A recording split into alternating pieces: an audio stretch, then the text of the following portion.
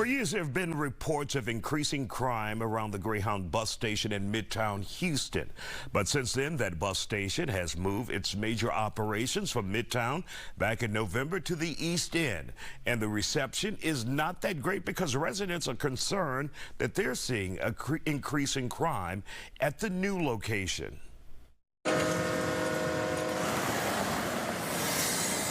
Councilman, we're on Harrisburg now. Initially, the Greyhound bus station was in Midtown.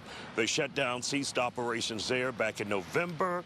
Now, it's in your district. Yes, sir. And we have some people complaining about it moving here. What are some of the problems that they have seen as a result of the buses moving here? So I think it's a legitimate complaint as well, right? Especially because the former administration didn't give anyone a heads up, community, elected officials. I think some of the biggest complaints is going to be high traffic, increase in unhoused folks as well. And I think one of the ones that's more alarming to me is how TDCJ is being dropped off here now. And for those who are not familiar with the TDCJ process, exactly what do you mean when they're dropped off Yeah, here? so the Texas Department of Correctional, folks that are being released from prison, from jail, are being transported to this location to go to their next stop. Midtown, there's more high rises, so there wasn't a lot of residential that was connected to or abutting the property. This, you have neighborhoods literally a block away. Some of them actually line up right behind the bus station. And so their process of releasing, from what we had a meeting January 6th, was that 6 months prior to being released, they are ensuring that they don't get released to homelessness.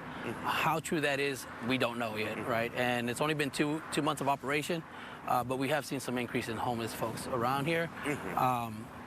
The TDCJ specifically, when they get here, what are those next steps? And when you take a look at what you see here now, before Greyhound was here, they've always operated out of here. Right. But you said they're doing 20 to 30 buses a day now. Not 30, so what they've guaranteed is less than 23 buses a day. 23 buses a day. And so, of course, we've have HPD a little bit more patrolling around here, making sure that as those buses come in, it doesn't increase as much, because what you'll start seeing is some of the buses staging on Capitol, which is on the backside. And of course, we have a city ordinance where you can't idle for more than 15 minutes. And so making sure that we're still helping press on some of those ordinances that we do have within our books to not allow it to, traffic to increase too much. The one big difference is that these gates were being shut at 11, not as a 24-hour system. So having more traffic here in between those, those more early morning, hours, late evening hours is something that's a big difference now. One of the things some of the citizens mentioned was panhandling as well. What can be done about that, other than HPD making their presence known? Yeah, so we do have a panhandling ordinance, of course, that HPD can make themselves present. I think at the end of the day, and it's important to kind of uphill a bit more, right? This is a unhoused homeless challenge that we have within the entire city of Houston. So how do we provide some of those support services that those individuals need? Panhandling, you can go any intersection at the Gulf Freeway, I-10, you're going to see it in aggressive panhandling as well. Once you're in residential, it's where it becomes a bit more intimate, and so we definitely want to make sure that that presence is here, but also the district eye office, we've given dollars to the homeless outreach team through HPD to start building those relationships with them as well, so that way they can build up some of that trust, and hopefully, the goal is to get them to some permanent housing.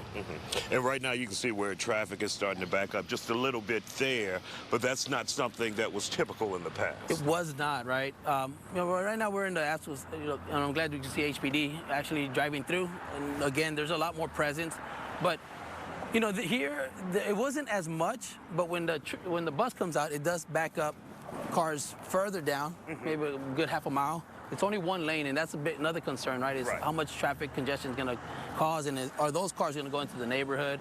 And then it's just another quality of life that we're now diminishing because of that. So this increasing a bit more is definitely increasing traffic as well. And what can you tell, I guess, to the residents to keep their minds at ease that you are working on this? You're talking with the state. You're talking with state representatives, HPD. What can you tell them to put their minds at ease that this won't be like what we saw in Midtown, where people were just upset about the Greyhound bus station there? So I'm going to do everything within my capacity to ensure that public safety is priority.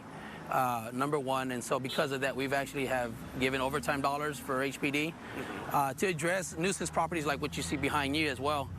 We want to make sure that these kind of havens aren't accessible, that then folks can camp out, maybe burn down or whatnot. And so we're going to continue to address quality of life issues.